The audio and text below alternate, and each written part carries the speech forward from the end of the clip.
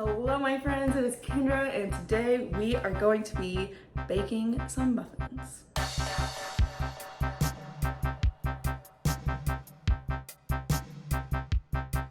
So everything I'm going to be needing is right here behind me. This is the easiest recipe I think I have in my book. Every time I have brought this somewhere or literally just had friends over and had them try these muffins, they're amazed. They're like, this is absolutely delicious. What is the recipe? And I'm like, guys, it's so easy. 4 things. And sometimes even 3 things. So let's dive on in. Anyone can do this recipe and it's gonna be amazing. You'll take it to all your fall gatherings. All right, so the first thing we're going to be doing is start with a box of spice cake mix. It can be any brand, it doesn't have to be the super moist. You could even make your own spice cake mix from scratch, but today we're going real easy. Betty Crocker, she's got a cake for me today.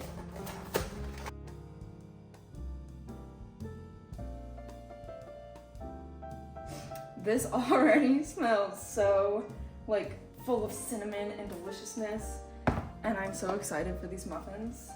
Oh my gosh, speaking of which, I need to preheat the oven because I haven't done that yet. So, preheat your oven to 350 degrees Fahrenheit. Next, we're going to put in our can of pumpkin puree. This is a 15-ounce can, and make sure it is the pumpkin puree, like just plain old pumpkin, not pumpkin pie mix, because all the spices we need for the muffins came from the spice cake mix. So, spice cake mix, 1 can pumpkin puree.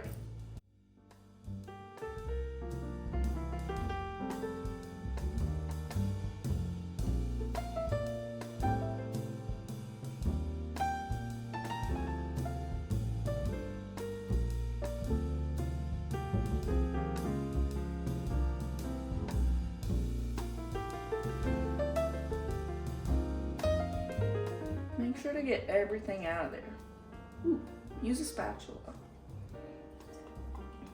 These are my favorite ones. These are Pampered Chef spatulas.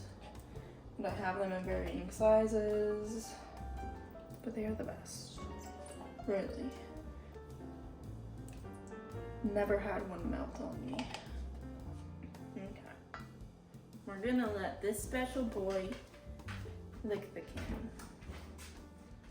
Punky. Kiba likes Punky.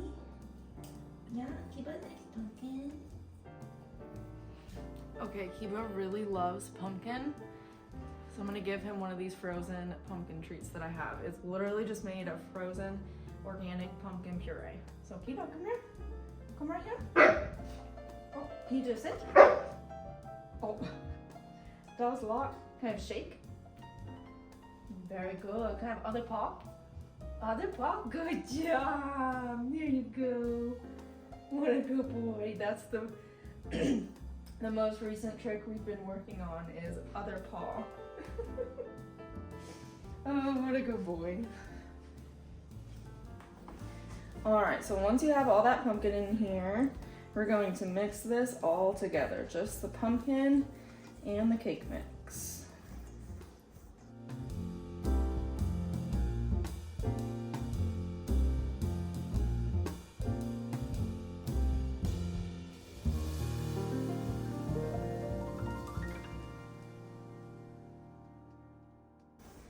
Oh, see? That's why you always keep scraping the bottom, because you never know what little pockets of flour are hiding in there. Now our oven is ready. Whew. I've had a little arm workout for the day, and our batter is ready. So, once it's looking about like that, we are going to take our measuring cup. Now, if you want to, you can do just chocolate chips. And if you're doing just chocolate chips, do a cup. I am doing,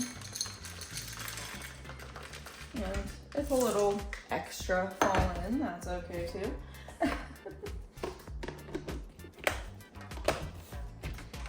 Now here is my like secret ingredient. It's not that secret because I tell everyone about it, but cinnamon chips. If you can find them, they are amazing in this recipe.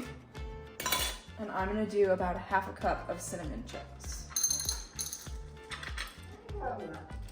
So like I said, if you don't have cinnamon chips or you can't find cinnamon chips, it's totally fine to just do 1 cup chocolate chips. But because I had both, I just make it so it's 1/2 cup of each. And now we're gonna just combine these together, mix them up well.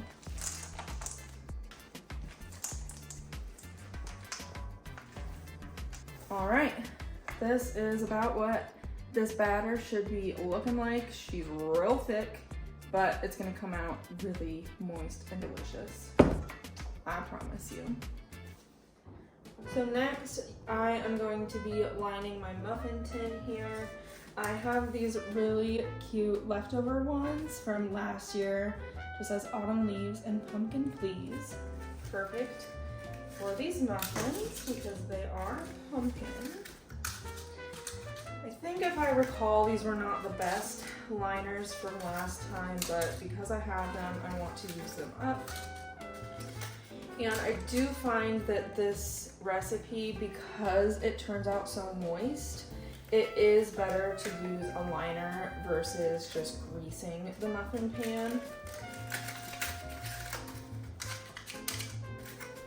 I remember why these were not the best. These are Dollar Tree muffin liners, but they're cute. Normally I just use the ones that are like a foil muffin liner. Those work the best, I feel. So now that everything is lined, we can fill our muffin tins. My favorite thing to do is to just use one of these scoopers. It makes everything so much easier and you're not having to like use a spoon, scrape it out with your finger every time. And this just makes sure everything is just more consistent. So I normally do kind of heaping scoops, but it is what it is. So I will literally take about that much, plop her in.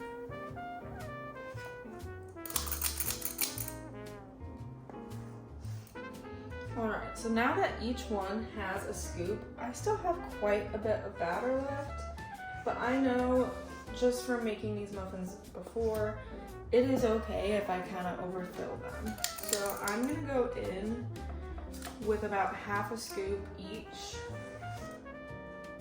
with about 1/2 scoop more on each muffin. And I can just plop it right on top. I don't really have to go too crazy with mixing.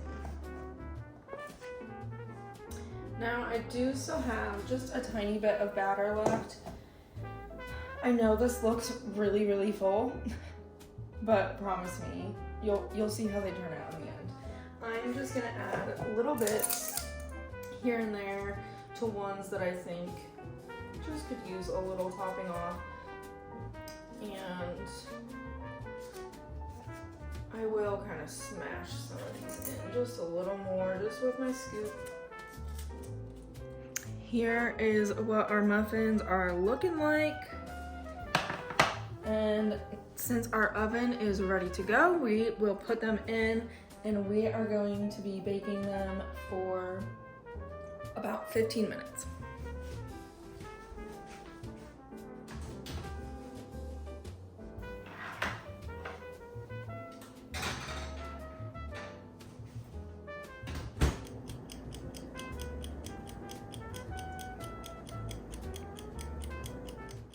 Then as always, just doing dishes and cleaning up my mess while everything is baking in the oven.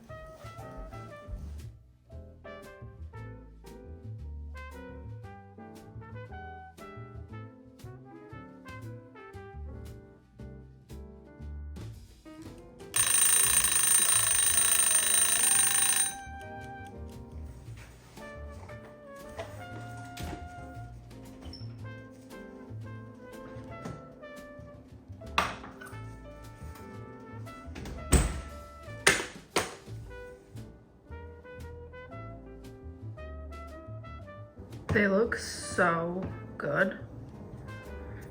Let me just bring you in here just.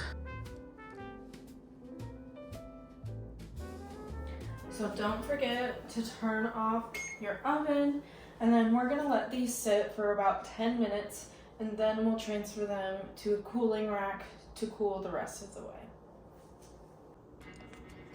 So here is the final product. Look at how delicious these look. Oh, so good. So good.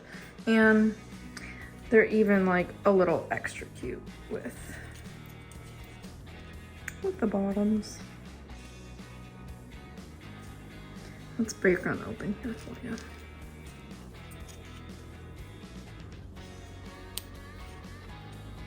Well, one of my chips got stuck, but that's okay.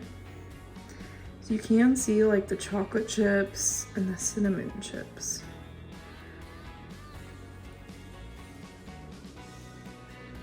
They are a bit crumbly, but that's what the inside looks like. I think I just showed you a close-up, but taste test. The cinnamon chips. They're so good. They're so good. Every time I make them, they're delicious. Like I said, they're more of a dessert with all the chocolate chips. I suppose you could do a little less, but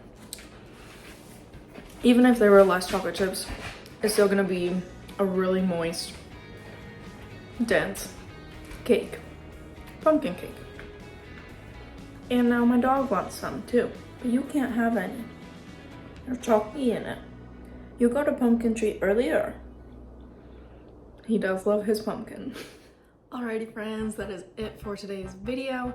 I hope you enjoyed, and please give me a comment down below if you try the recipe and let me know what you think. Also give this video a like and subscribe to the channel if you are not already. We do a lot of baking over here, but we also do lots of other things. So thank you all for watching, and I will see you next Tuesday. Bye.